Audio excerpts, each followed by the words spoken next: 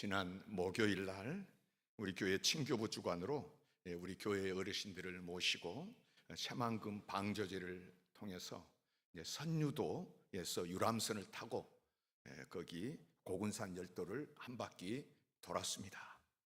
그리고 부암댐을 다녀왔는데 그동안에 제가 다녀본 곳 중에서 외국이든 우리 한국이든 이렇게 멋있는 곳이 우리 군산에 있었다는 걸 새삼 느꼈습니다. 여러분도 기회 되시면 하나님께서 우리 지역에 두신 곳이니까 꼭 한번 가보시기를 바랍니다. 저는 이번에 효도 관광을 다녀오면서 예전의 일들이 주마등처럼 지나갔습니다. 20년 전에 새만금 방조제가 막아지기만 하고 아직 포장도 안 되었을 때에 이번과 같이 우리 어르신들과 같이 그곳을 갔습니다. 부안에서 정심으로 무슨 백합인지 하여튼 조개 그 죽인지 먹고 오는 길에 새만금 전시관에 들렸습니다. 전시관에서 영상을 보니까 10년, 20년 후에는 이렇게 개발하고 발전됩니다 하고 청산리를 보여주는데 굉장했습니다. 야, 여기가 이렇게 바뀐다고 감탄하면서 이런 곳에서, 제가 부임한 지 얼마 안 됐으니까 이런 곳에서 목회를 하겠구나, 굉장히 꿈에 부풀었습니다. 근데 바로 그때 옆에 앉으신 권사님이, 목사님, 제가 저 때까지 살 수 있을까요? 하고 말씀하시는 것입니다. 순간 그 말씀이 저에게 너무 큰 충격으로 다가왔습니다.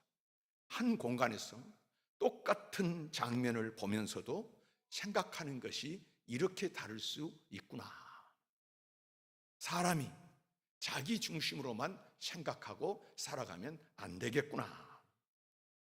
저는 그날 그 권사님의 얼굴을 잊을 수가 없습니다. 20년이 순식간에 지난 것 같습니다. 그때 그 권사님은 수년 전에 돌아가셨는데요, 새만금은 아직까지는 그때 보여준 청사진대로 발전하지도 않았고 바뀌지도 않았습니다. 지혜로운 사람은 세 가지를 기억하면서 산다고 합니다. 첫째는 우리의 사는 날이 너무 짧다는 것을 기억하면서 사는 것이죠. 그래서 자기 하는 일에 대해서 이 짧은 생애 동안에 매일매일을 어떻게 살아야 할까 성실하고 최선을 다하는 것입니다. 두 번째는 우리의 사는 날이 한 번밖에 없다는 사실을 기억하며 사는 것이죠. 그래서 짧게 사는 인생, 한 번 살다 가는 인생, 어떻게 살아야 되는가? 사랑하며 살아야지, 높이며 세워주며 축복하며 살아야지, 이런 마음을 가지고 사는 것입니다. 이러한 인생길을 걸어가면서 지혜로운 사람이 생각하는 또 한 가지는, 인생은 나그네, 반드시 내가 돌아가야 한다. 나는 이 땅에서 영원히 살지 못하고 끝나는 날이 있다 하는 것을 기억하면서 산다는 사실입니다. 나그네는 자기 고국이나 고향을 떠나서 다른 장소에서 거주하는 사람들을 말합니다. 히브리어로 게르라고 하는 말인데 이방인으로 번역되기도 합니다. 일반적으로 신부는 종 취급을 받는 사람들입니다. 우리에게는 두 가지 고향이 있습니다. 하나는 육신적 고향이죠. 나를 낳아준 부모님이 계시고 내가 태어난 곳이고 내가 어린 시절 놀던 곳입니다. 많은 사람은 그 태어난 곳을 떠나서 살기 때문에 타향살이를 하고 있습니다.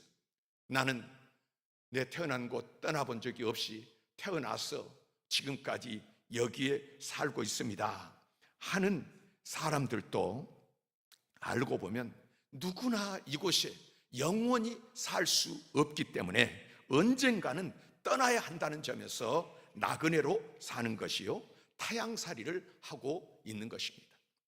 조선 후기의 선비이자 시인으로 김병현이라는 본명보다는 김삿갓이라는 이름으로 유명한 분이 있습니다. 이분은 죽장을 가지고 삿갓을 쓰고 전국을 돌면서 시를 쓰면서 인생을 살았습니다. 한 번은 어느 고을을 지나가다가 해가 저물어서 쉴 곳을 찾는데 보니까 큰 집이 눈앞에가 있는 것입니다. 문을 두드리고는 주인장을 만나서 부탁을 했습니다. 내가 하룻밤 쉬어가고자 하는데 쉬어가게 해주십시오 했더니 주인이 하는 말이, 이 집은 여관이 아니니 저 산 밑에 있는 객주에 가서 주무십시오 하고 거절을 했습니다. 그때 김삿갓이 이렇게 묻습니다. 이 집은 몇 대나 살아온 집입니까? 16대 조상부터 살아온 집입니다. 오랫동안 살았군요. 그러면 16대 조상들이 다 살아 계시나요? 그야 다 세상을 떠나셨죠.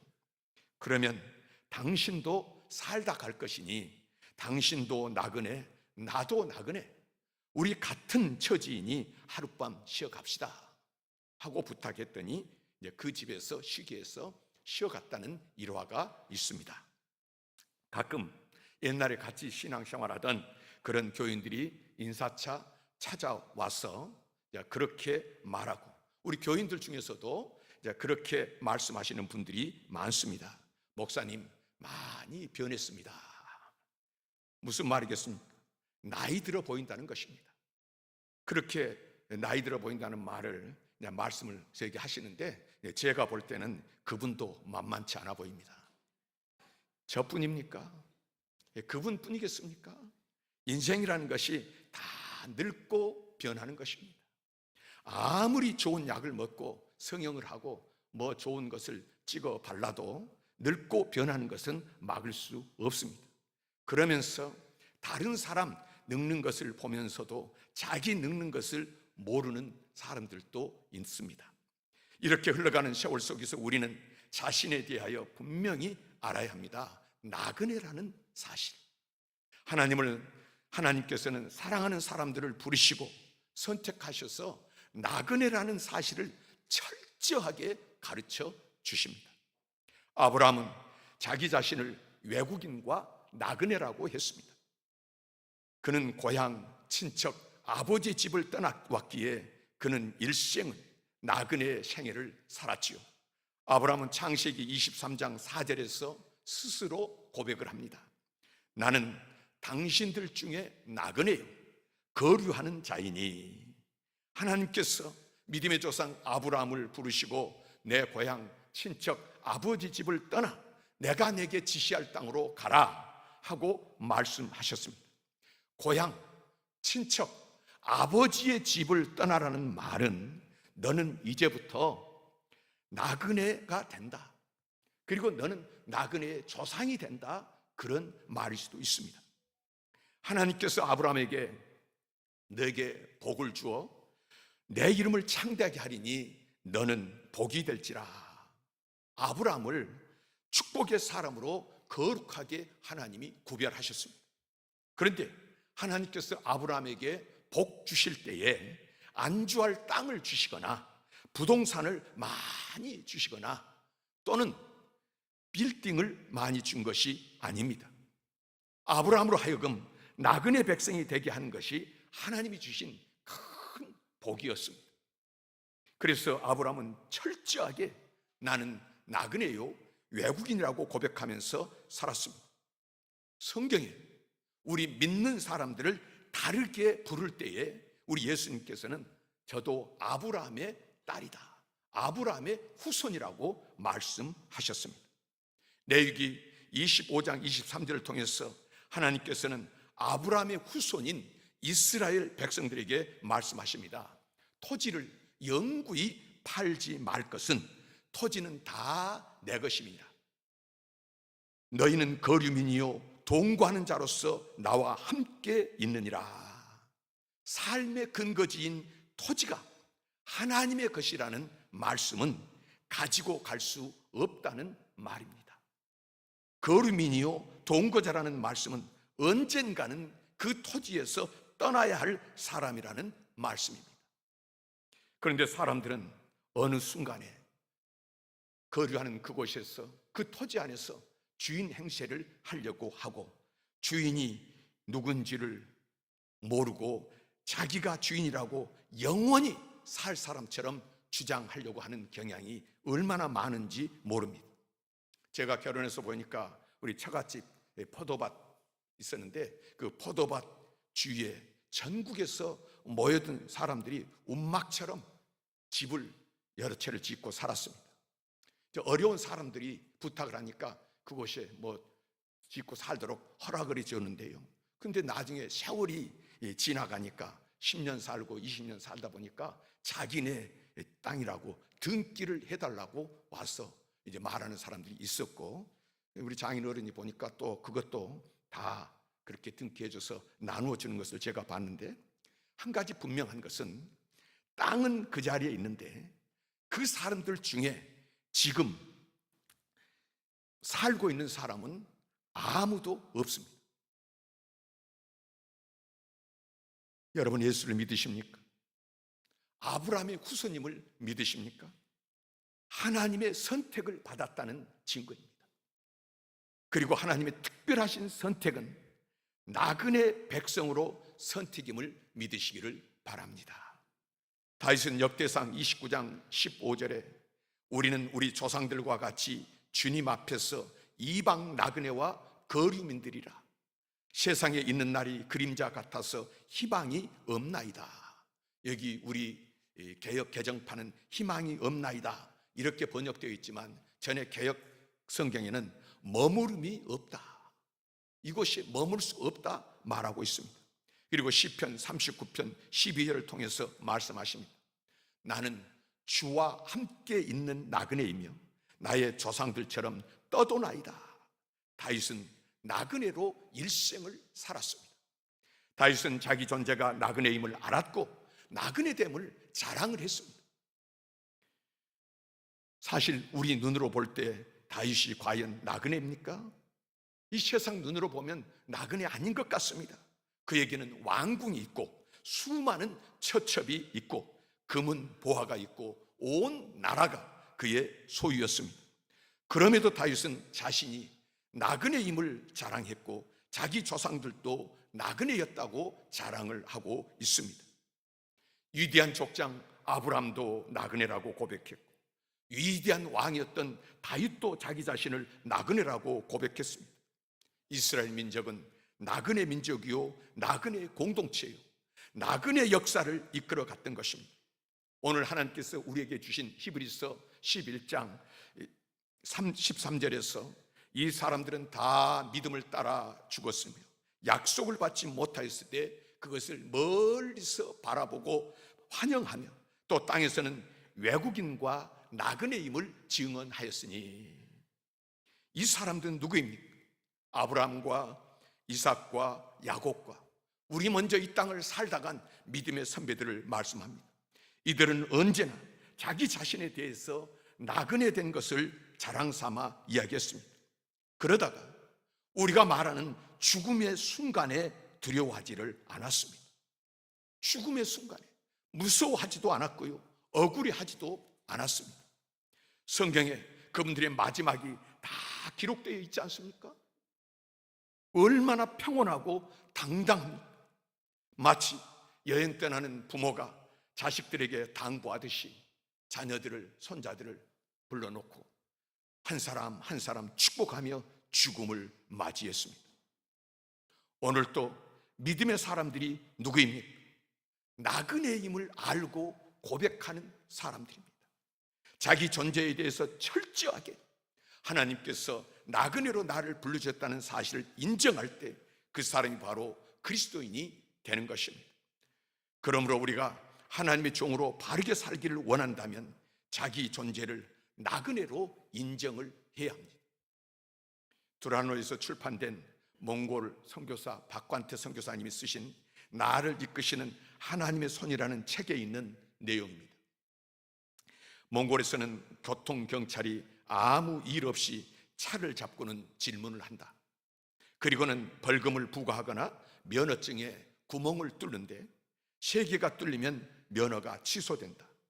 몽골 경찰은 외국인들을 잡기만 하면 아무 잘못이 없는데도 온갖 구실을 대며 벌금으로 $5를 내라고 한다. 거기에 반항하면 면허증에 구멍을 뚫어버리고는 그만 가보라고 한다. 사실 $5가 큰 돈은 아니지만 이런 황당한 일을 당할 때면 얼마나 기분 나쁘고 억울한지, 내가 나그네라는 사실을 인정하라는 하나님의 말씀을 수긍하면서도 몽골의 교통경찰은 쉽게 용서되지 않았다. 불의한 사람들을 인정하기도 싫고 그들이 요구하는 대로 뺏기는 것도 싫었지만 말씀을 붙잡고 순종하기로 결단했다. 그러자 하나님은 그분이 주시는 평안을 알게 하셨다. 초기 몽골 정착기에 여러 일들을 겪으면서 나는 두 가지 사실을 깨닫게 되었다. 하나는 바로 내가 이 땅의 나그네라는 사실이다. 나는 이 땅을 다스리고 조종하러 온 것이 아니라 이 땅을 그저 섬기고 사랑하고 중보하러 온 나그네임을 뼛속 깊이 깨달았다. 그들이 때리는 대로, 빼앗는 대로, 사기치는 대로 당할 수밖에 없는 나그네임을 하나님 앞에서 인정하고 나자 그제야 하나님이 내가 이 땅에서 살아갈 준비를 시키셨다는 것을 깨달았다. 다른 하나는 이 모든 상황이 유쾌하지도 편안하지도 않다는 사실이다. 한마디로 불편했다. 말도 통하지 않고 돈과 혈연, 인맥이 앞서는 복마전에서 이방인인 나는 모든 것이 불편했다. 그러나 나는 하나님인 예수님이 이 세상에 오셔서 인간의 몸을 입고 사셨을 때 얼마나 불편하셨을까 생각하며 그 상황들을 즐기기 시작했다. 그리고 나니 예수님에 비하면 나의 불편은 아무것도 아니었다. 그렇습니다. 하나님께서는 사랑하는 자를 땅에서 나그네가 되게 하십니다. 철저하게 나그네라는 것을 깨닫게 하십니다. 땅에서 안주하는 자를 기뻐하지 않으시는 것입니다. 하나님께서 사랑하는 요셉을 애굽으로 보내서 나그네 길의 세월 속에서 삶의 의미를 알게 하시고요, 그 먼저 그 아버지 야곱도 바로 앞에 서서 내 나그네 길의 인생 하면서 그가 135년을 고백하지 않습니까? 그는 철저하게 나그네 생활 속에서 하늘을 지붕 삼고 사는 인생의 진리를 깨달았습니다. 이스라엘 백성이 애굽에서 430년 동안 노예 생활을 했습니다. 광야 40년도 나그네 생활이었습니다. 나그네 생활을 통해서 하나님만 의지하고 하나님만 의존하게 했습니다. 하나님은 자기 백성들을 철저하게 나그네 백성으로 훈련을 시킵니다. 저들이 가나안 땅에 들어가서 왕국을 건설하고 안주하려고 할 때 하나님께서 저들을 내버려 두지 않으시고 저들을 바벨론으로, 아수르로 흩어지게 만들어서 하나님을 의지하는 나그네 백성으로 만들었던 것입니다. 저들이 성전을 건축하고 성전을 우상화할 때에 하나님께서 예루살렘 성전을 부수십니다. 그래서 예루살렘 성이 무너지고 성전이 파괴되면서 로마로부터 이스라엘이 멸망하고 전 세계에 흩어져서 전 세계 속으로 들어갔습니다. 이것이 디아스포라입니다. 혹시 이 가운데 넓은 땅을 가졌다, 통장에 돈을 많이 가졌다 하면서 안주하려고 하는 분이 계십니까? 다시 한번 숙고해 봐야 합니다. 초대교회를 보십시오. 초대교회 예루살렘 교회가 3,000명이 모이고 부흥하니까 저들이 모이기를 힘쓰고 어려운 사람들을 도울 여력이 생겼습니다. 무슨 말입니까? 사람이 많이 모이니까 헌금도 있었겠고 여유가 좀 있었겠고, 그래서 다른 사람을 돕는데 그 중에 생활이 어려운, 그 당시는 남자가 없다고 하는 것은 너무나 엄청난 비참한 비극의 일이었습니다. 그래서 이 홀로 사는 과부들을 돕는데 히브리파 유대인들과 헬라파 유대인들 사이에 서로 원망하면서 다투는 일이 생겼습니다. 우리 파, 그 어려운 사람들을 왜 안 도와주느냐, 왜 너희만 돈 다 갖다 쓰느냐, 이런 이야기입니다. 쉽게 말하면 돈 쓰는 것 때문에 다툰 것이죠. 그래서 7집사가 세워지고 그 중에 스데반이 유대인의 돌에 맞아 죽었습니다. 이에 대해서 사도행전 8장 1절에 이렇게 기록되어 있습니다. 사울은 그가 죽임당함을 마땅히 여기더라. 그날에 예루살렘에 있는 교회에 큰 박해가 있어서 사도 외에는 다 유대와 사마리아와 모든 땅으로 흩어지니라. 스데반이 죽은 후에 교회에 큰 핍박이 일어나서 기독교인들이 흩어지기 시작했습니다. 예루살렘을 떠나서 유대와 사마리아 땅끝으로 흩어졌습니다. 이로 말미암아서 기독교 복음이 세계화되었습니다.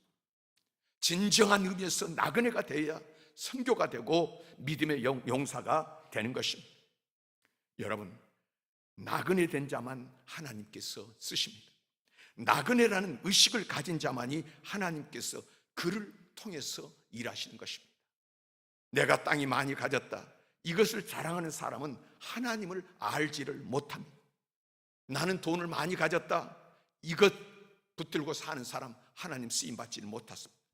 나는 나그네다 할 때 나그네는 다 두고 가야 될 것. 그래서 이제 내가 하나님 앞에 이 모든 것을 써야지, 이런 생각을 갖는데요, 성경에 삭개오 이야기가 있지 않습니까? 삭개오가 부자라고 그랬습니다. 세리장인데 세금을 걷는데 부정한 방법으로 또 다른 사람을 위협하고 협박해가지고 세금을 얼마나 많이 걷었는지, 그리고 자기가 착복을 했는지 이 사람은 부자라고 했습니다. 근데 만족이 옵니까? 이 세상에 살면서 우리가 분명한 목적이 없고 또 삶의 의미를 깨닫지를 못하면 만족이 없는 거죠. 방황하지.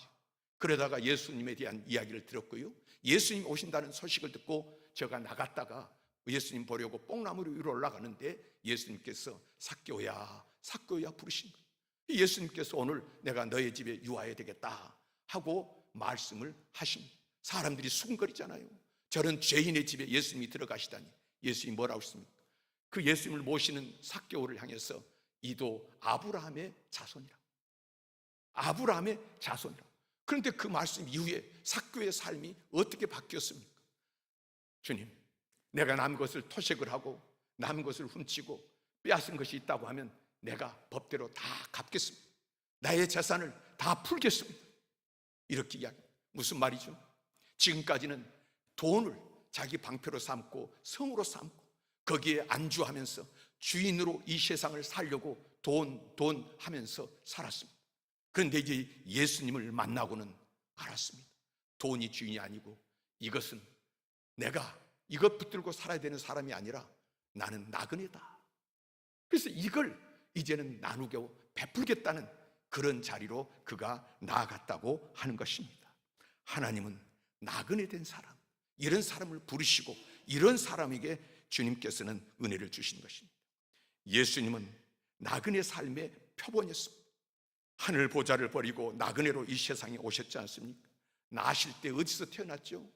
베들레헴 여관집 구유에 나셨습니다. 왜 예수님께서 여관집에서 나십니까? 인생은 모두 다 나그네, 지구라고 하는 이 여관집, 여기에 예수님은 아기 예수로 누우신 것입니다. 저 궁궐 안방에 나지 않으시고 짐승의 구유에 나셨다. 예수님은 아기 예수로 오실 때도 나그네 예수로 오셨습니다. 예수님은 살아계실 때도 친 이렇게 말씀하셨습니다. 여우도 굴이 있고 공중에 새도 집이 있으되 인자는 머리 둘 곳이 없도다.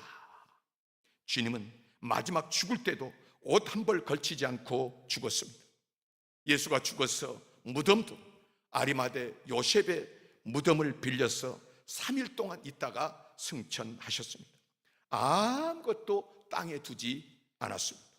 예수님께서는 당신의 제자들을 데리시고 3년 동안 다니시면서 나그네 훈련을 시켰습니다.